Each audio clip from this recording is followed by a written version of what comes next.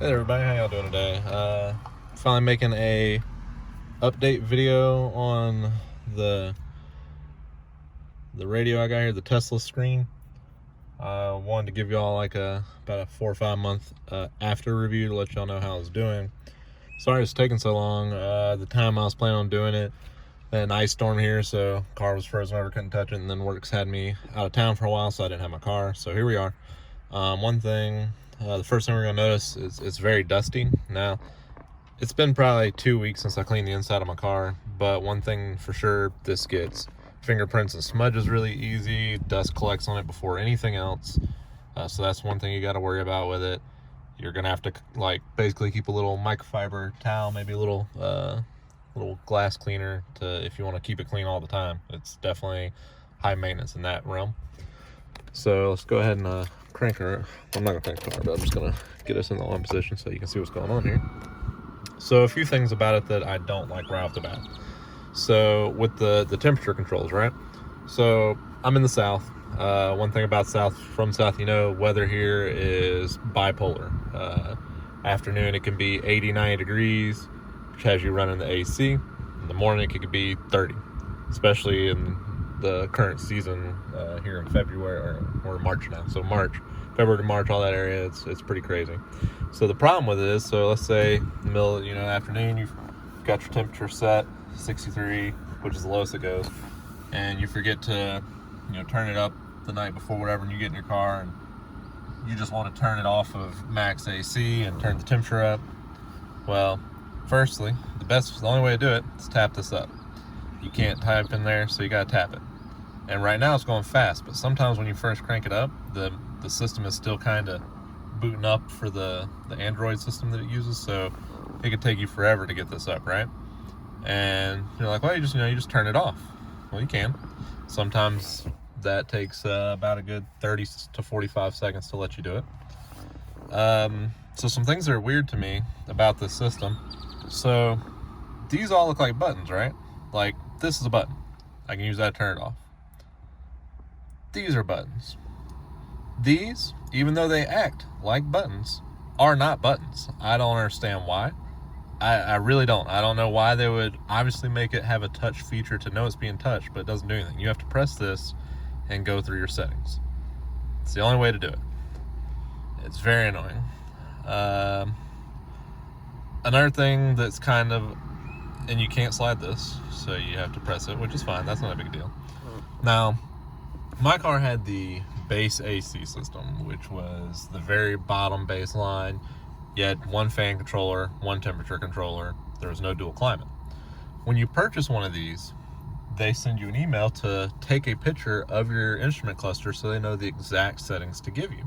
I did that. They received it, the picture said they got it. But they sent this system with the premium package design with dual climate. Now, either one of these will turn the temperature up. It also shows like it has heated and cooled seats. It does not. These don't do anything. Now, I did some Googling and got into the to the system settings, where basically they have two types of settings for Mustangs for this vehicle, because the software, even though they have different housings based on the vehicle, but the software covers like hundreds of vehicles. So for this year model Mustang, they have two. It's Mustang High, Mustang Low. Obviously, Mustang High is the one that it gave me with the dual system, and Mustang Low would have been the one I was supposed to get. Now the problem is even though it has all those options in it, when you go to select it, it requires the software CD for that one, which they did not provide, so I cannot change it. So for the life of having this, I'm always going to have this system. It's not a big deal, it's just a little pet peeve, kind of annoying. So that's the AC side, but other than that, everything works great. It'll change through things, climate control, defrost. Now, so you notice that didn't come on, right?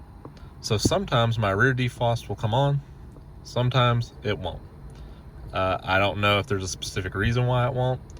I've had this happen once before in the morning when it was really really frosty, and it came on about halfway through. So yeah, no idea on that. Other than that, the clock. So I've checked. I have my constant power going, and I know that's not an issue because it will save where I'm at So like if I have it on Bluetooth for the phone, it'll save where I have it, right? Or if I have it on music or radio, any of these things, it'll save where it was.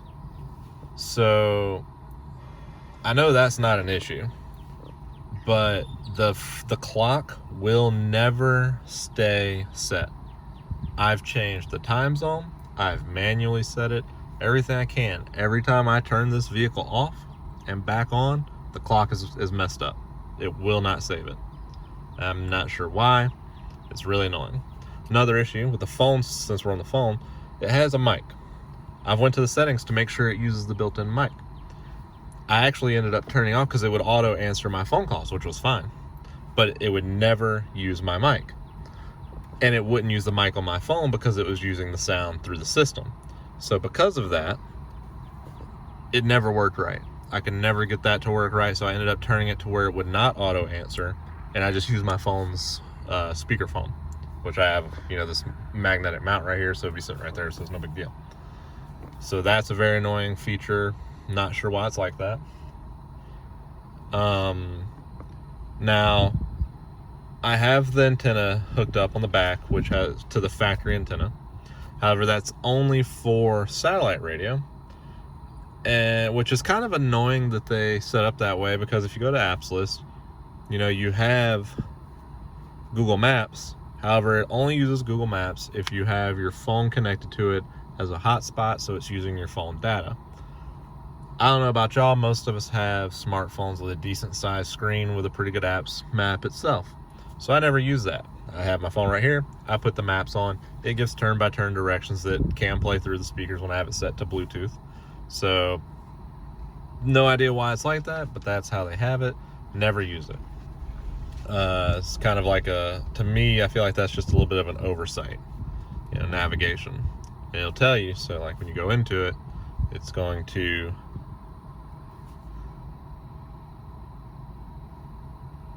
you go to type, and it's going to tell you, sorry, not when you go to type, like if you go to hit restaurants, right, your places, it's gonna be offline because it's not set up, so it won't work. It's a pain in the butt.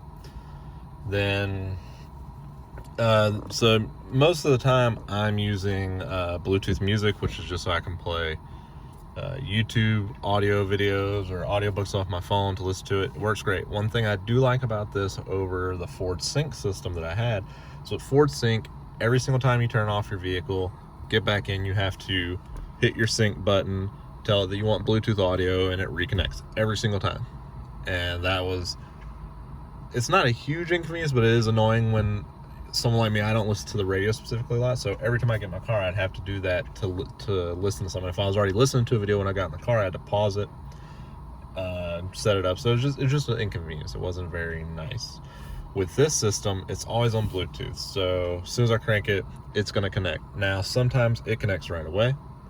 Sometimes it takes it 30 seconds. Sometimes it takes it 4 or 5 minutes. It's really strange. Like, I don't understand its way of doing that sometimes. It's really annoying. Sometimes with playing YouTube videos, it'll be playing through the Bluetooth music, and then say I go to the next video, then it's disconnected and I have to reconnect it. So that's annoying, but for the most part, it's pretty good.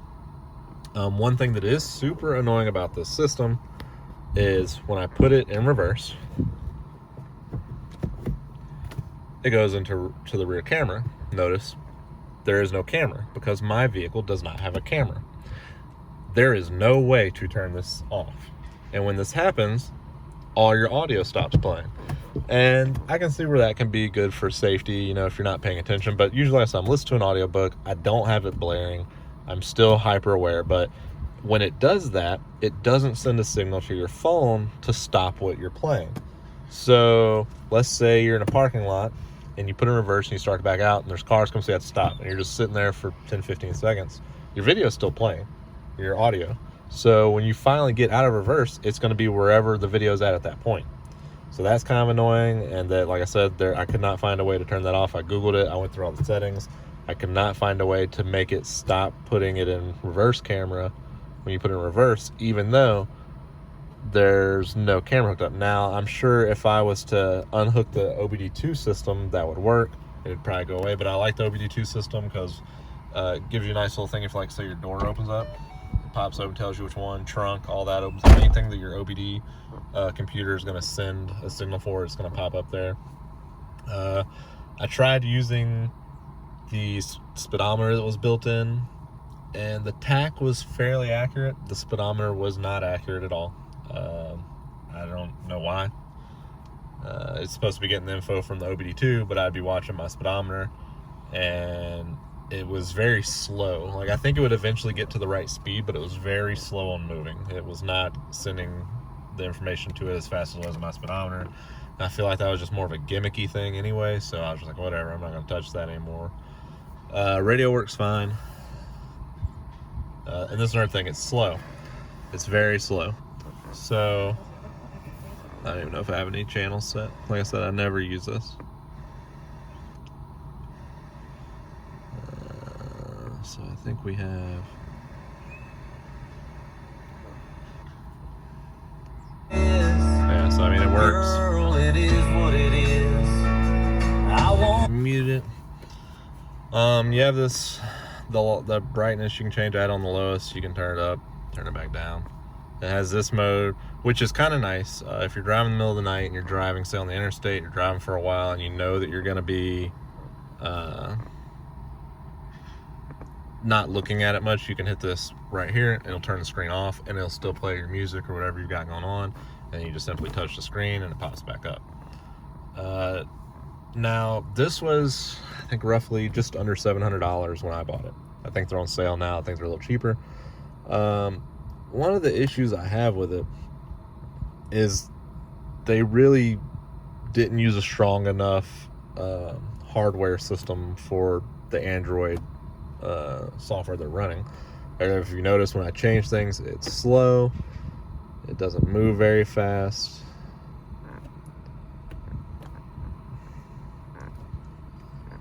And just, it's not very quick. And for $700 radio, I'm really not expecting it to be the best, but I really don't expect it to be this slow either. Like, I feel like they really cheaped out on that aspect of it. Now, as far as the fit, it does fit really well. There's a little bit of gap, but I think that's just more of because of how forward it is. This is probably not the best quality control for the plastic, so there is slight gap, but I mean, it's very minimal. And as far as aesthetically, this thing looks great. I like the look. The color match of the silver to the factory is good. One thing that is an issue, and I don't understand why it has to be an issue. So this is taped on there so I can pull. So if you notice, it just slides out. The reason why is because these clips, and I was looking at the factory one right before I shipped off because I had sold it, it had these metal clips that these don't, and that's what held it in really good. The problem with that is, like I said, this is magnetic. I have a plate on the back of the phone that sticks to it, and 9 times out of 10, as I pull the phone off, just that strength of the magnets holding it will pull this out like that. Like, I mean, it comes all the way out, and that to me is just unacceptable quality control issue. Where, like I said, that's the only noticeable difference I could see between the back is they didn't have that metal clip, and add an extra, like, 4 or 5 cents worth of metal clips to the back of this product for shipment can make the world and the quality of feel of it. And so basically what I'm getting at, to cut this short, and now with installation was very easy. It came with a pigtail that I just had to hook up. Almost all the plugs plugged directly in the back, and then there's a few wires that it had a pigtail that it hooked to the Ford pigtail, which is interesting because usually you can't get it exactly the same. You have to get a aftermarket setup to change it over, but I didn't have to do that. And it everything hooked up. It was all labeled, so that was very easy. Radio works fine. Everything works. Sometimes when I turn it on in the morning, it's like it's doing a full factory restart. When you first turn these on, it has like this Mustang driving, and it takes it like 2 or 3 minutes to boot up. And I'd say probably randomly between 3 to 5 weeks at a time it'll be good, and then it'll do that once. And I'm no rhyme or reason why it does it. It just does it. Now, as far as recommending this product, like I said, it looks great here. Like, it really makes the car look newer. It brings it a little closer to modern times as far as your interior for the look. But whenever you look at, can I get this to go away? I forgot how to do that.